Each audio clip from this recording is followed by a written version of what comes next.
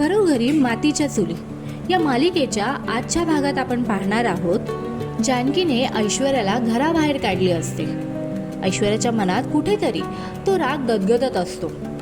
ऐश्वर्याच्या मनात कुठेतरी जानकीचा बदला घ्यायचा आहे ही जाणीव असते।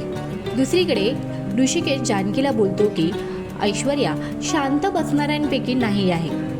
ऐश्वर्या कधी ना कधी मागे फिरून आपला बदला घेण्यासाठी येणार।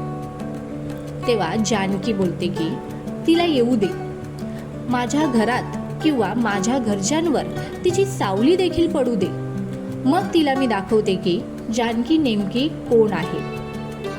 मग तुम्हाला काय वाटतं, ऐश्वर्या जानकीचा बदला घेण्यासाठी मागे फिरेल का? नेमके पुढच्या भागात काय होईल? तुम्हाला काय वाटते आम्हाला कमेंटमध्ये सांगा। तसेच तुम्हाला घरोघरी मातीच्या चुली ही मालिका आवडते का? या मालिकेतील कोणते पात्र तुम्हाला जास्त आवडते आम्हाला कमेंटमध्ये सांगा।